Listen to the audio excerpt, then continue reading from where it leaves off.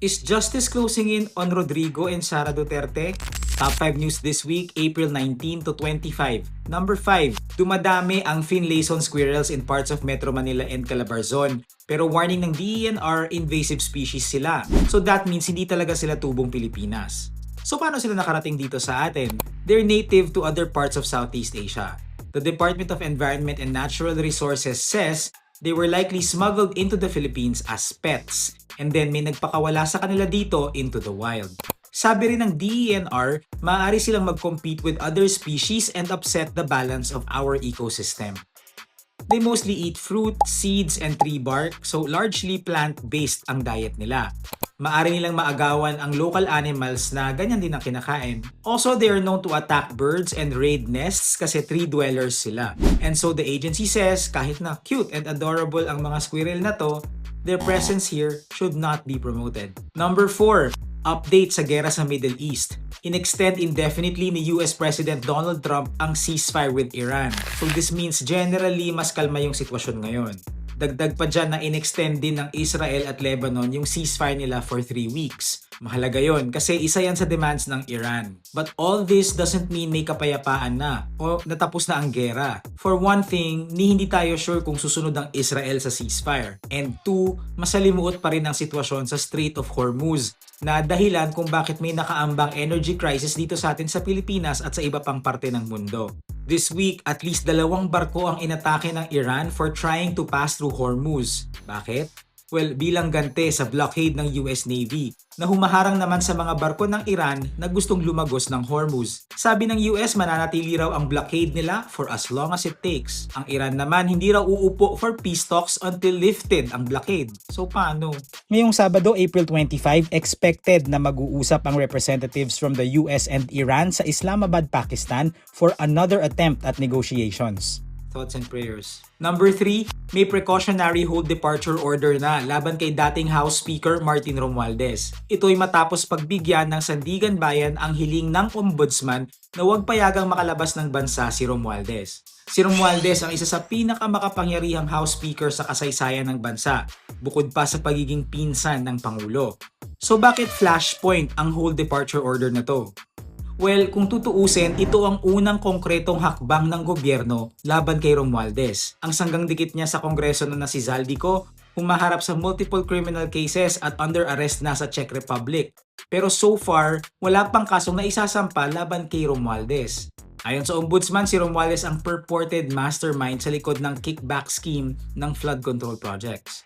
Bago nilabas tong precautionary hold departure order, pinayagan si Romualdez na bumiyahe papuntang Singapore para umano sa long overdue follow-up check-up related to his previous angioplasty. At tila week of many firsts to para kay Congressman Romualdez. Nitong Tuesday, April 21, bumanat na si Romualdez against the executive, which is the branch of government headed by his cousin. Una, dininay niya na siya ang mastermind ng kickback scheme. At pangalawa, he's saying this is an issue of command responsibility. Here is part of his video statement. Then it's clear that the real corruption does not happen at the level of the general legislative approval alone. It happens at the level of execution of the General Appropriations Act. It happens when projects are implemented. But wait, hindi pa dyan natatapos ang offensive ni Romualdez. Pinag-i-inhibit niya ang Office of the Ombudsman sa investigasyon sa kanya dahil quote, bias daw to at tinawag pa raw siyang master plunderer. Pero to complete the picture, alalahanin natin sandali yung investigative reports namin dito sa Rappler from earlier this year tungkol dun sa luxury properties ni Romualdez sa Cadiz, Spain at Forbes Park, Makati na possibly acquired through dummy corporations. You know, theoretically, hidden wealth can mean ill-gotten wealth. Number 2, hindi raw nagmamatch ang 6.77 billion, I repeat, billion pesos worth na bank transactions ni Vice President Sara Duterte kapag ikinumpara sa SALN niya. Yan ang latest sa impeachment hearings ni VP Sara sa House of Representatives. Okay, so ang SALN ay yung Statement of Assets, Liabilities, and Net Worth na dinedeklara every year ng isang opisyal. may presumption of honesty sa pagdedeklara nito. Now, ayon sa Anti-Money Laundering Council o AMLAC, may 6.77 billion pesos na large and suspicious transactions na dumaloy sa bank accounts ng mag-asawang Sara Duterte at Mans Carpio. Total amount involved 6,721,227,712.95 centavos. Pero sa mga salin niya mula 2007 hanggang 2012 at 2016 hanggang 2018, ang dineclare lang niyang cash and cash deposits ay nasa range lang ng 2 million to 3.8 million. And this is only half of the explosive revelations. Sabi rin ng AMLAC, 14.8 million pesos daw ang iniremit ni Sammy Uy sa bank accounts ni Sara Duterte. At maging sina Rodrigo Duterte, Baste Duterte, Pulong Duterte, Henriette Avancenia at Kitty Duterte nakatanggap din daw ng managers and personal checks from Uy. Quick backgrounder, tinagurian ng ICC witness at former Davao Death Squad insider na si Arturo Las Cañas itong si Sammy Uy na drug lord.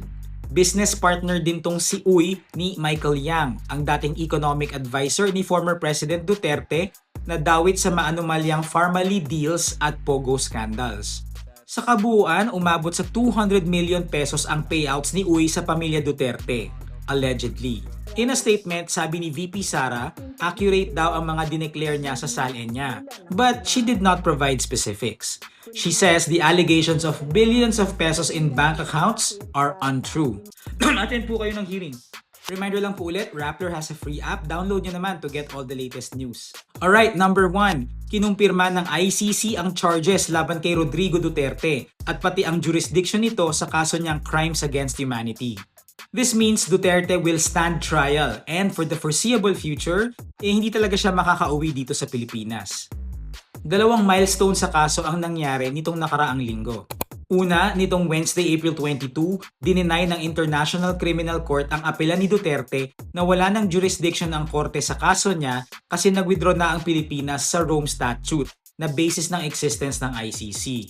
Sa pananaw ng Appeals Chamber, saklaw ng korte yung extrajudicial killings na iniutos ni Duterte nung miyembro pa ng ICC ang Pilipinas. Tapos, kinabukasan, Thursday, April 23, inilabas ng pre-trial chamber yung desisyon nila sa confirmation of charges ni Duterte, which is na matibay daw talaga ang ebidensya na may nangyari ngang crimes against humanity, kaya magpapatuloy ang kaso sa paglilitis.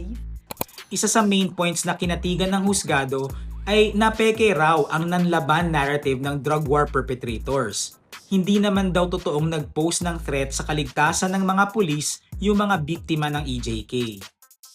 Ibig sabihin, sadya at sistematikong pinaslang ang mga biktima at susubukang patunayan ng prosecution na ito'y buhat sa utos ni Duterte. Okay, so ilang buwan pa muna ang lilipas bago magsisimula ang trial. At yung trial mismo ay inaasahang tatakbo ng ilang taon. So that means magtatagal pa si Duterte sa piitan niya sa The Hague. Okay, that's it for now. See you again next week.